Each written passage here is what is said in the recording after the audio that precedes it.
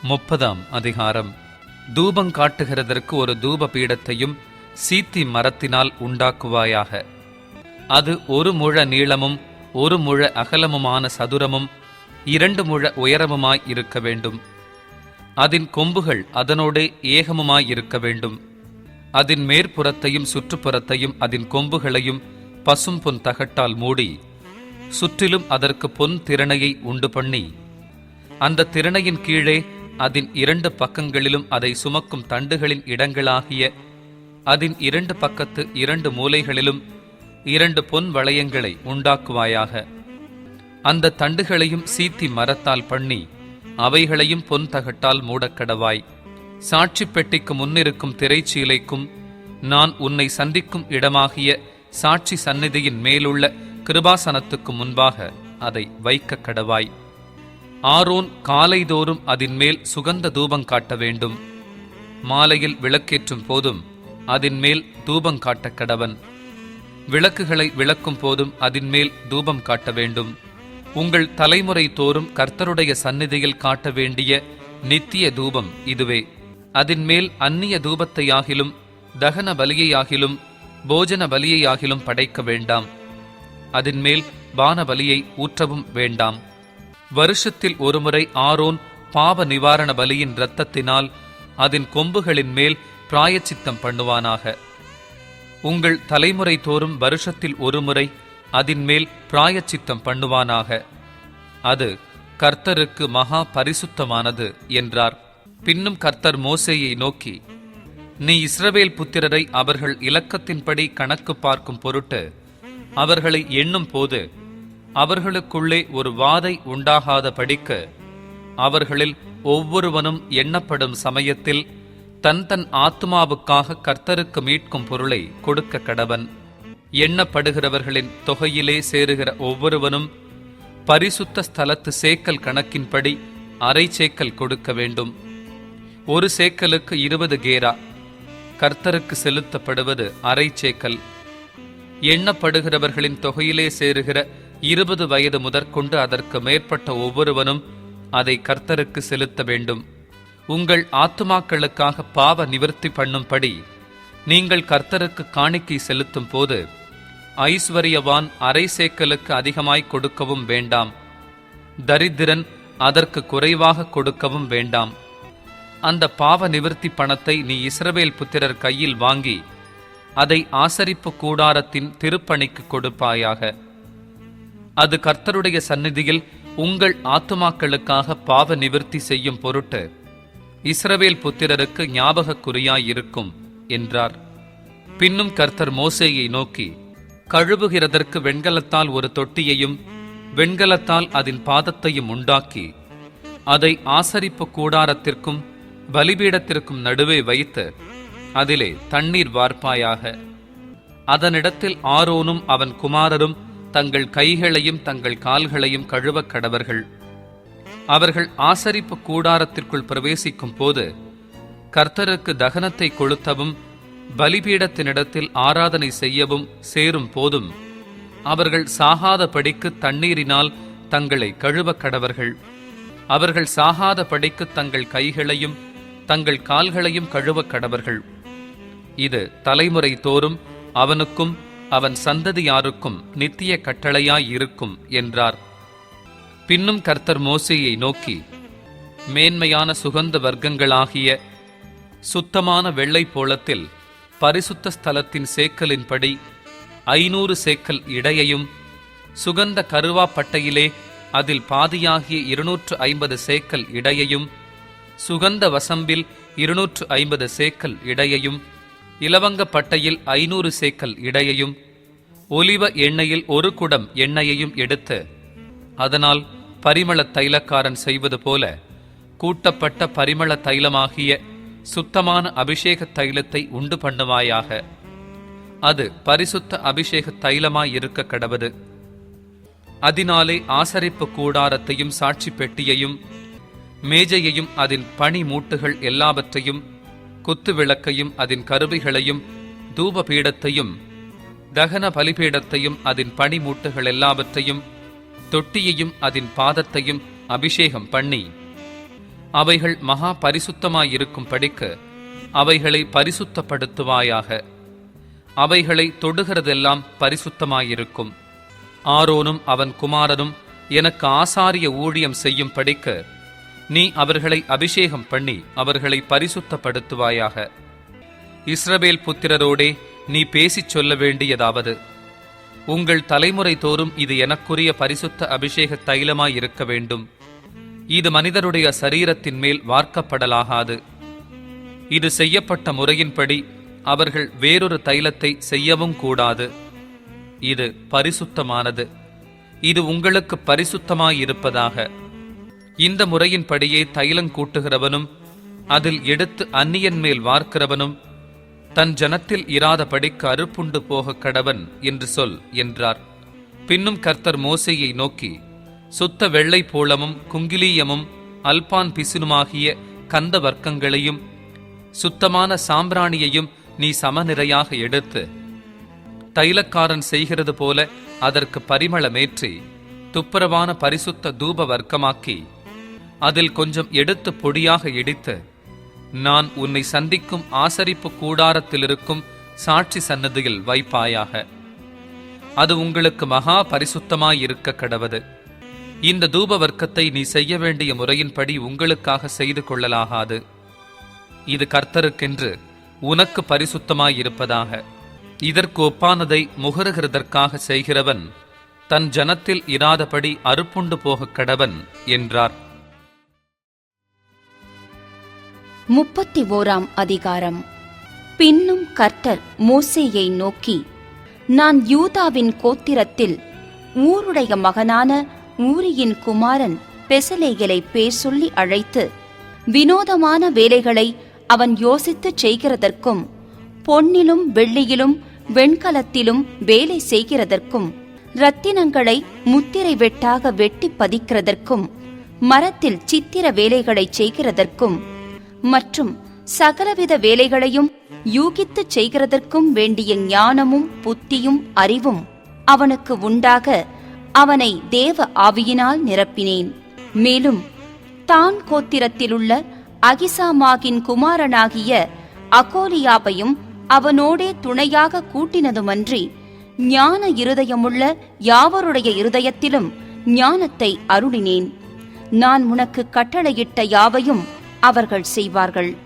ஆசரிப்பு கூடாரத்தையும் சாட்சி பெட்டியையும் அதன் மேலுள்ள கிருபாசனத்தையும் கூடாரத்திலுள்ள சகல பணிமுட்டுகளையும் மேஜையையும் அதன் பணிமுட்டுகளையும் சுத்தமான குத்து விளக்கையும் அதன் சகல கருவிகளையும் தூப பீடத்தையும் தகன பலி பீடத்தையும் அதன் சகல பணிமுட்டுகளையும் தொட்டியையும் அதன் பாதத்தையும் ஆராதனை வஸ்திரங்களையும் ஆசாரிய ஊழியம் செய்வதற்கான ஆசாரியனாகிய ஆரோனின் பரிசுத்த வஸ்திரங்களையும் அவன் குமாரரின் வஸ்திரங்களையும் அபிஷேக தைலத்தையும் பரிசுத்த ஸ்தலத்துக்கு சுகந்த வர்க்கங்களாகிய தூப வர்க்கத்தையும் நான் உனக்கு கட்டளையிட்டபடியே அவர்கள் செய்ய வேண்டும் என்றார். மேலும் கர்த்தர் மோசேயினிடத்தில், நீ இஸ்ரவேல் புத்திரரை நோக்கி, நீங்கள் என் ஓய்வு நாட்களை ஆசரிக்க வேண்டும். உங்களை பரிசுத்தப்படுத்துகிற கர்த்தர் நான் என்பதை நீங்கள் அறியும்படி இது உங்கள் தலைமுறை தோறும் எனக்கும் உங்களுக்கும் அடையாளமாயிருக்கும். ஆகையால் ஓய்வு நாளை ஆசரிப்பீர்களாக. அது உங்களுக்கு பரிசுத்தமானது. அதை பரிசுத்த குலைச்சலாக்குகிறவன் கொலையுண்கக் கடவன். அதிலே வேலை செய்கிற எந்த ஆத்துமாவும் தன் ஜனத்தின் நடுவில் இராதபடிக்கு அறுப்புண்டு போவான்.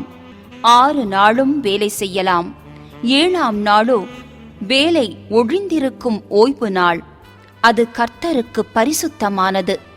ஓய்வு நாளில் வேலை செய்கிறவன் எவனும் கொலை செய்யப்பட வேண்டும். ஆகையால் இஸ்ரவேல் புத்திரர் தங்கள் தலைமுறைதோறும் ஓய்வு நாளை நித்திய உடன்படிக்கையாக ஆசரிக்கும்படி அதை கைக்கொள்ள கடவர்கள். அது என்றைக்கும் எனக்கும் இஸ்ரவேல் புத்திரருக்கும் அடையாளமாயிருக்கும். 6 நாளைக்குள்ளே கர்த்தர் வானத்தையும் பூமியையும் உண்டாக்கி 7ஆம் நாளிலே ஓய்ந்திருந்து பூரித்தார் என்றார். சீனாய் மலையில் அவர் மோசேயோடே பேசி முடிந்தபின் தேவனுடைய விரலினால் எழுதப்பட்ட கற்பலகைகளாகிய சாட்சியின் 2 பலகைகளை அவனிடத்தில் கொடுத்தார். 32ஆம் அதிகாரம். மோசே மலையிலிருந்து இறங்கி வர தாமதிக்கிறதை ஜனங்கள் கண்டபோது அவர்கள் ஆரோனிடத்தில் கூட்டங்கூடி அவனை நோக்கி, எகிப்து தேசத்திலிருந்து எங்களை அழைத்து கொண்டு வந்த அந்த மோசேக்கு என்ன சம்பவித்ததோ அறியோம். ஆதலால் நீர் எழுந்து எங்களுக்கு முன் செல்லும் தெய்வங்களை எங்களுக்காக உண்டு பண்ணும் என்றார்கள். அதற்கு ஆரோன், உங்கள் மனைவிகள் குமாரர் குமாரத்திகளுடைய காதுகளில் இருக்கிற பொன் அணிகளை கழற்றி என்னிடத்தில் கொண்டு வாருங்கள் என்றான். ஜனங்கள் எல்லாரும் தங்கள் காதுகளில் இருந்த பொன் அணிகளை கழற்றி ஆரோனிடத்தில் கொண்டு வந்தார்கள். அவர்கள் கையிலிருந்து அவன் அந்த பொன்னை வாங்கி சிற்பக் கருவியினால் கருப்பிடித்து ஒரு கன்றுக்குட்டியை வார்ப்பித்தான். அப்பொழுது அவர்கள், இஸ்ரவேலரே, உங்களை எகிப்து தேசத்திலிருந்து அழைத்து கொண்டு வந்த உங்கள் தெய்வங்கள் இவைகளே என்றார்கள். ஆரோன் அதை பார்த்து அதற்கு முன்பாக ஒரு பலிபீடத்தை கட்டி, நாளைக்கு கர்த்தருக்கு பண்டிகை என்று கூறினான். மறுநாள் அவர்கள் அதிகாலையில் எழுந்து சர்வாங்க தகன பலிகளை இட்டு சமாதான பலிகளை செலுத்தினார்கள். பின்பு ஜனங்கள் புசிக்கவும் குடிக்கவும் உட்கார்ந்து விளையாட எழுந்தார்கள். அப்பொழுது கர்த்தர் மோசேயை நோக்கி, நீ இறங்கிப்போ, எகிப்து தேசத்திலிருந்து நீ நடத்தி கொண்டு வந்த உன் ஜனங்கள் தங்களை கெடுத்து கொண்டார்கள். அவர்களுக்கு நான் விதித்த வழியை அவர்கள் சீக்கிரமாய் விட்டு விலகினார்கள். அவர்கள் தங்களுக்கு ஒரு கன்றுக்குட்டியை வார்ப்பித்து அதை பணிந்து கொண்டு அதற்கு பலியிட்டு, இஸ்ரவேலரே, உங்களை எகிப்து தேசத்திலிருந்து அழைத்து கொண்டு வந்த உங்கள் தெய்வங்கள் இவைகளே என்று சொன்னார்கள் என்றார். பின்னும் கர்த்தர் மோசேயை நோக்கி, இந்த ஜனங்களை பார்த்தேன், இவர்கள் வணங்கா கழுத்துள்ள ஜனங்கள். ஆகையால் என் கோபம் இவர்கள் மேல் மூளவும் நான் இவர்களை அழித்து போடவும் நீ என்னை விட்டுவிடு, உன்னை ஒரு பெரிய ஜாதியாக்குவேன் என்றார். மோசே தன் தேவனாகிய கர்த்தரை நோக்கி, கர்த்தாவே, தேவரீர் மகாபலத்தினாலும் வல்லமையுள்ள கையினாலும் எகிப்து தேசத்திலிருந்து புறப்பட பண்ணின உம்முடைய ஜனங்களுக்கு விரோதமாக உம்முடைய கோபம் பற்றி எரிவதென்ன? மலைகளில் அவர்களை கொன்று போடவும் பூமியின் மேல் இராதபடிக்கு அவர்களை நிர்மூலமாக்கவும் அவர்களுக்கு தீங்கு செய்யும் பொருட்டே அவர்களை புறப்பட பண்ணினார் என்று எகிப்தியர் சொல்லுவானேன்? உம்முடைய கோபத்தின் உக்கிரத்தை விட்டு திரும்பி உமது ஜனங்களுக்கு தீங்கு செய்யாதபடிக்கு அவர்கள் மேல் பரிதாபம் கொள்ளும். உமது தாசராகிய ஆபிரகாமையும் ஈசாக்கையும் இஸ்ரவேலையும் நினைத்தருளும். உங்கள் சந்ததியை வானத்து நட்சத்திரங்களைப் போல பெருகப் பண்ணி நான் சொன்ன இந்த தேசம் முழுவதையும் உங்கள் சந்ததியார் என்றைக்கும் சுதந்தரித்துக் கொள்ளும் படிக்கு அவர்களுக்கு கொடுப்பேன் என்று உம்மை கொண்டே அவர்களுக்கு ஆணையிட்டுச் சொன்னீரே என்று கெஞ்சி பிரார்த்தித்தான். அப்பொழுது கர்த்தர் தமது ஜனங்களுக்கு செய்ய நினைத்த தீங்கை செய்யாதபடிக்கு பரிதாபம் கொண்டார். பின்பு மோசே மலையிலிருந்து இறங்கினான். சாட்சி பலகைகள் 2 அவன் கையில் இருந்தது. அந்த பலகைகள் இருபுறமும் எழுதப்பட்டிருந்தது. அவைகள் இந்த பக்கத்திலும் அந்த பக்கத்திலும் எழுதப்பட்டிருந்தது. அந்த பலகைகள் தேவனால் செய்யப்பட்டதாயும் அவைகளிலே பதிந்த எழுத்து தேவனால் எழுதப்பட்ட எழுத்துமாயிருந்தது. ஜனங்கள் ஆரவாரம் பண்ணுகிறதை யோசுவா கேட்டு மோசேயை நோக்கி, பாளையத்தில் யுத்தத்தின் இரைச்சல் உண்டாயிருக்கிறது என்றான். அதற்கு மோசே, அது ஜெயதொனியாகிய சத்தமும் அல்ல, அபஜெயதொனியாகிய சத்தமும் அல்ல, பாடலின் சத்தம் எனக்கு கேட்கிறது என்றான். அவன் பாளையத்துக்கு சமீபித்து அந்த கன்றுக்குட்டியையும் நடனத்தையும் கண்டபோது மோசே கோபம் மூண்டவனாகி தன் கையிலே இருந்த பலகைகளை மலையின் அடியிலே எரிந்து உடைத்து போட்டு அவர்கள் உண்டு பண்ணின கன்றுக்குட்டியை எடுத்து அக்கினியில் சுட்டெரித்து அதை பொடியாக அரைத்து தண்ணீரின் மேல் தூவி அதை இஸ்ரவேல் புத்திரர் குடிக்கும்படி செய்தான். பின்பு மோசே ஆரோனை நோக்கி, நீ இந்த ஜனங்கள் மேல் இந்த பெரும் பாதகத்தை சுமத்துகிறதற்கு இவர்கள் உனக்கு என்ன செய்தார்கள் என்றான். அதற்கு ஆரோன், என் ஆண்டவனுக்கு கோபம் மூளாதிருப்பதாக. இது பொல்லாத ஜனம் என்று நீர் அறிந்திருக்கிறீர். இவர்கள் என்னை நோக்கி, எங்களுக்கு முன் செல்லும் தெய்வங்களை எங்களுக்கு உண்டு பண்ணும், எகிப்து தேசத்திலிருந்து எங்களை அழைத்து கொண்டு வந்த அந்த மோசேக்கு என்ன சம்பவித்ததோ அறியோம் என்றார்கள். அப்பொழுது நான், பொன்னுடைமை உடையவர்கள் எவர்களோ அவர்கள் அதை கழற்றித் தர கடவர்கள் என்றேன். அவர்கள் அப்படியே செய்தார்கள். அதை அக்கினியிலே போட்டேன், அதிலிருந்து இந்த கன்றுக்குட்டி வந்தது என்றான். ஜனங்கள் தங்கள் பகைவருக்குள் அவமானப்படத்தக்கதாக ஆரோன் அவர்களை நிர்வாணமாக்கியிருந்தான். அவர்கள் நிர்வாணமாயிருக்கிறதை மோசே கண்டு பாளையத்தின் வாசலில் நின்று, கர்த்தருடைய பட்சத்தில் இருக்கிறவர்கள் யார்? அவர்கள் என்னிடத்தில் சேரக் கடவர்கள் என்றான். அப்பொழுது லேவியின் புத்திரர் எல்லாரும் அவனிடத்தில் கூடி வந்தார்கள். அவன் அவர்களை நோக்கி, உங்களில் ஒவ்வொருவனும் தன் பட்டயத்தை தன் அறையிலே கட்டிக்கொண்டு பாளையமெங்கும் உள்ளும் புறம்பும் வாசலுக்கு வாசல் போய், ஒவ்வொருவனும் தன் தன் சகோதரனையும், ஒவ்வொருவனும் தன் தன் சிநேகிதனையும், ஒவ்வொருவனும் தன் தன் அயலானையும் கொன்றுபோட கடவன் என்று இஸ்ரவேலின் தேவனாகிய கர்த்தர் சொல்லுகிறார் என்றான். லேவியின் புத்திரர் மோசே சொன்னபடியே செய்தார்கள். அந்நாளில் ஜனங்களில் ஏறக்குறைய 3000 பேர் விழுந்தார்கள். கர்த்தர் இன்றைக்கு உங்களுக்கு ஆசீர்வாதம் அளிக்கும்படி, இன்றைக்கு நீங்கள் அவனவன் தன் தன் மகனுக்கும் சகோதரனுக்கும் விரோதமாயிருக்கிறதினால் கர்த்தருக்கு உங்களை பிரதிஷ்டை பண்ணுங்கள் என்று மோசே சொல்லியிருந்தான். மறுநாளில் மோசே ஜனங்களை நோக்கி, நீங்கள் மகா பெரிய பாவம் செய்தீர்கள். உங்களுக்காக பாவ நிவர்த்தி செய்யக்கூடுமோ என்று அறிய இப்பொழுது நான் கர்த்தரிடத்திற்கு ஏறிப் போகிறேன் என்றான். அப்படியே மோசே கர்த்தரிடத்திற்கு திரும்பி போய், ஐயோ, இந்த ஜனங்கள் பொன்னினால் தங்களுக்கு தெய்வங்களை உண்டாக்கி மகா பெரிய பாவம் செய்திருக்கிறார்கள். ஆகிலும் தேவரீர் அவர்கள் பாவத்தை மன்னித்தருளுவீரானால் மன்னித்தருளும், இல்லாவிட்டால் நீர் எழுதின உம்முடைய புஸ்தகத்திலிருந்து என் பேரை கிறுக்கி போடும் என்றான். அப்பொழுது கர்த்தர் மோசேயை நோக்கி, எனக்கு விரோதமாய் பாவம் செய்தவன் எவனோ அவன் பேரை என் புஸ்தகத்திலிருந்து கிறுக்கி போடுவேன். இப்பொழுது நீ போய் நான் உனக்கு சொன்ன இடத்துக்கு ஜனங்களை அழைத்து கொண்டு போ. என் தூதனானவர் உனக்கு முன் செல்லுவார். ஆகிலும் நான் விசாரிக்கும் நாளில் அவர்களுடைய பாவத்தை அவர்களிடத்தில் விசாரிப்பேன் என்றார். ஆரோன் செய்த கன்றுக்குட்டியை ஜனங்கள் செய்வித்ததின் நிமித்தம் கர்த்தர் அவர்களை உபாதித்தார்.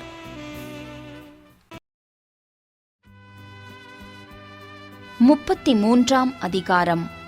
கர்த்தர் மோசேயை நோக்கி, நீயும் எகிப்து தேசத்திலிருந்து நீ அழைத்து கொண்டு வந்த ஜனங்களும் இவ்விடத்தை விட்டு புறப்பட்டு உன் சந்ததிக்கு கொடுப்பேன் என்று நான் ஆபிரகாமுக்கும் ஈசாக்குக்கும் யாக்கோப்புக்கும் ஆணையிட்டு கொடுத்த பாலும் தேனும் ஓடுகிற தேசத்துக்கு போங்கள்.